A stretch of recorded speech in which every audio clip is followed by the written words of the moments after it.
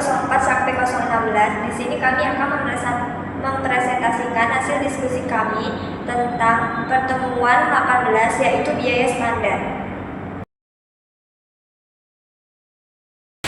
CIMA tahun 2008 dalam YOPI S 2014 menyatakan bahwa penetapan biaya standar adalah sebuah praktik penggantian antara biaya yang diharapkan atau biaya anggaran dengan biaya aktual dalam catatan akuntansi. Dalam pengaturan manufaktur, terdapat 3 komponen utama yang terdiri dari: yang pertama, bahan baku langsung, dapat diturunkan dengan cara mengalihkan jumlah setiap bahan dengan biaya bahan per unit. Kedua, tenaga kerja langsung, dapat diperoleh dengan cara mengalihkan jumlah masing-masing tenaga kerja dengan biaya tenaga kerja per jam. Yang ketiga, biaya overhead pabrik, biaya yang di dalamnya termasuk biaya overhead tetap dan overhead variabel, yang dapat dihitung dengan cara mengalihkan kuantitas standar dengan tarif standar overhead variabel.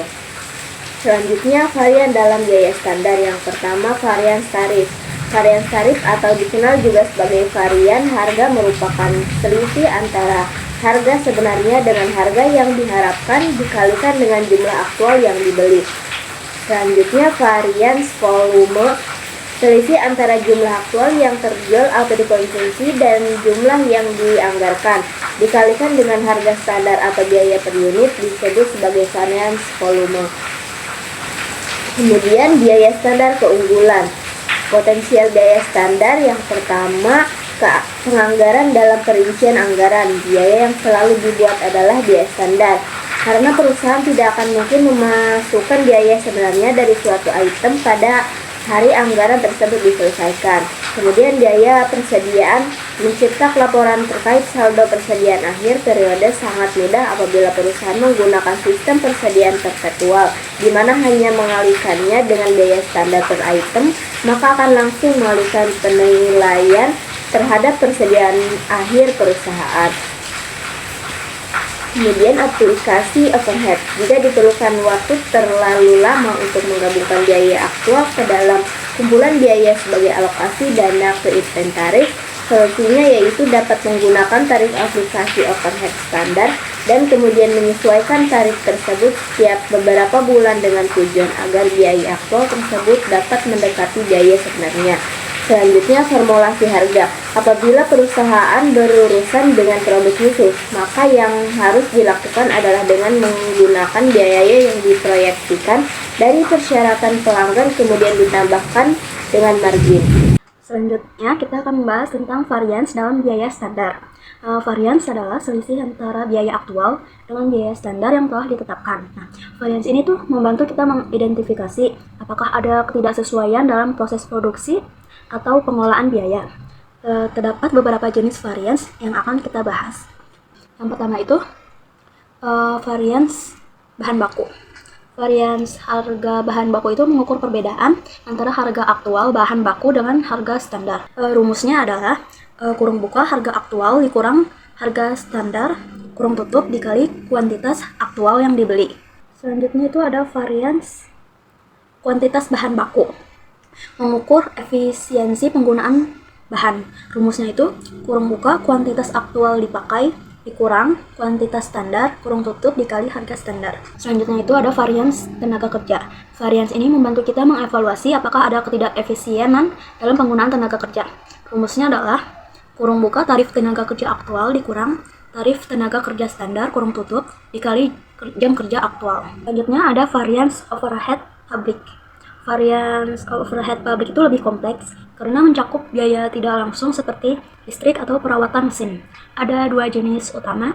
Yang pertama itu varian terkendali atau controllable variance, mengevaluasi pengeluaran aktual overhead dibanding anggaran. Rumusnya itu BOP aktual dikurang kurung buka BOP tetap ditambah BOP variabel pada aktivitas standar kurung tutup. Jika hasilnya positif artinya ada pemborosan. Yang kedua itu ada varians volume, mengukur kapasitas produksi. Rumusnya itu anggaran fleksibel pada aktivitas standar dikurang kurung buka aktivitas standar dikali tarif overhead total kurung tutup. Nah, varians negatif berarti kapasitas tidak terpakai dengan optimal. Contoh soal varian tenaga kerja. Ilustrasi, perusahaan dalam memproduksi satuan produk ditetapkan standar jam kerjanya selama 0,30 jam dengan tarif standar $7.000 per jam. Jam kerja aktual yang terjadi sebesar 350 jam dengan tarif $5.000 per jam. Saran dalam penyelesaiannya. Tahap pertama, menghitung unit ekuivalen. Tahap kedua, menghitung varian tarif tenaga kerja. Tahap ketiga, menghitung varian efisiensi tenaga kerja. Tahap pertama, unit ekuivalen.